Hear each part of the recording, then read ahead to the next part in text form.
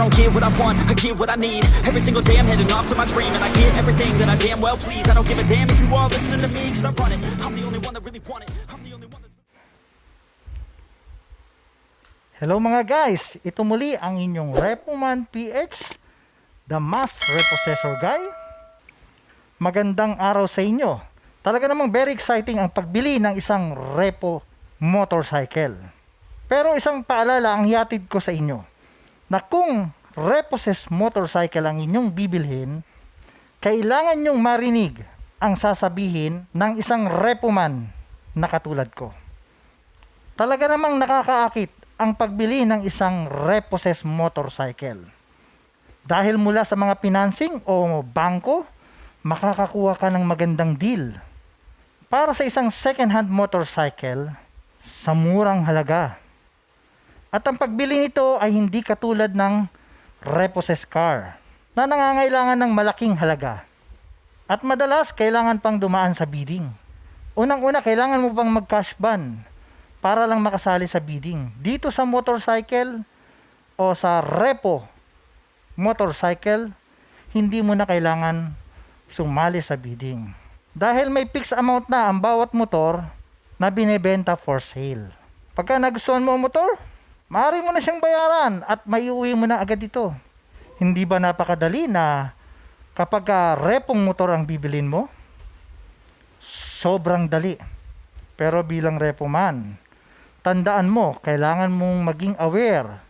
Be aware sa pagbili ng repossessed motorcycle. Dahil lahat ng ito, na-repossess, na-repo, or na-recovered ng isang repo man mula sa kliyente na hindi nabayaran ang itinakdang buwanang hulog.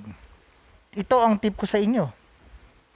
Number 1, i-check ang condition at yung maintenance ng motorcycle. Ang totoo po nito, marami kaming nahahatak na motorcycle na sa maayos pang kondisyon. At talaga namang maaari kang maka-jackpot sa pagbili nito. Na maaari kang makatipid mula 20%, 40%, or higit pa. Pero syempre, kailangan nyo po talagang i-check ang kondisyon nito. Sapagkat malaki po ang posibilidad na hindi napamaintenance ng maayos ang motorcycle. Unang-una, dahil wala nang pambayad sa monthly amortization ang kliyente, maaaring ito ay hindi niya na nagastusan, kung kaya, nung hindi niya na nabayaran, nahatak na ito ng isang repoman. Ang quality po ng motor ay dumidepende po sa driving, sa pagdadrive ng dating may-ari at sa kanyang pagme-maintain ng motor. Kaya posibleng napabayaan niya ito, kaya kailangan po na maging matalino ka at maingat.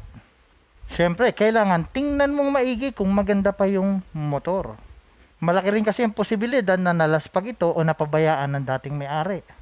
Ngayon, kung baguhan ka pa lang, huwag kang basta-basta bibili ng motor. Be aware at huwag pong masyadong excited para bumili agad.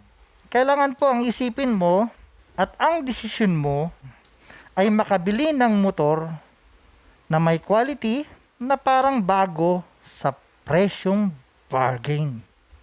Kailangan po sigurado ka na gusto mo na ang motor bago mo pakakawalan ang pinagpaguran mong salapi.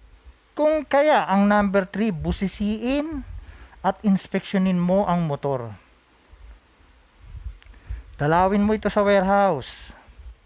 Pero bago ka pumunta sa warehouse ng bangko or ng financing na nagbebenta ng repossessed na motor, ipinapayo ko po na magsaliksik ka muna. Very open na po ngayon ang information. Meron na tayong social media. Alamin po natin ang klase, tipo ng motor at year model ng gusto nating motorcycle. Ngayon, alamin nyo po kung magkano ang bentahan sa merkado at ilista upang pagdating sa warehouse ay maikumpara mo ito kung panalo ka ba sa bibilhin mong repo motorcycle. Madalas po na ang presyo ng mga repong motorcycle sa warehouse ay nasa mababang halaga sapagkat ang mga bangko or financing ay nagmamadaling i-dispose ang mga ito upang maiwasan ang higit na gastos. Unang-una para sa maintenance at pag-iimbak sa warehouse. Dahil po sa laki ng populasyon sa pagpapautang ng motor, napakarami rin po ng nare-recover araw-araw. Kung kaya kinakailangan po talaga itong maibenta sa mabilis na paraan. Dahil po kung hindi rin po ito nabebenta ng bangko o ng financing, ang presyo ng motorcycle ay mabilis na nagdi-depreciate o bumababa ang presyo sa merkado. Isa po yun sa dahilan kung bakit ang mga repossessed na motorcycle ay mura kaysa sa bago or sa second hand na nasa merkado. Pero tandaan, kung pupunta ka sa warehouse at wala kang experience sa pagsuri ng mga motor, mahirap yan. Baka ang makuha mo imbis na makamura ka ay mapagastos ka pa po ng malaki sa pagpapagawa ng sira nito. Baka mamaya hindi ka marunong sumuri ng motor, biktima pa pala yan ng isang parts out. Yun yung mga bentahan sa social media, sa Facebook, na bago isurrender ang sasakyan, binebenta muna nila yung parts. Pinapalitan ng luma, at the same time, sila naman babayaran nung kumuha nung bagong parts. At ilalagay mo ngayon dyan sa motor, the usual naman po, pagka kinuha na yan ng repossessor, basta running condition, kinukuha na po yan. Tapos ngayon, bebenta na po yan sa kasa. Ano ang mas maigi mong gawin? Magdala ka po ng mekaniko o ng isang taong may malawak na karanasan sa pagpepresyo at pagkilatis ng motor.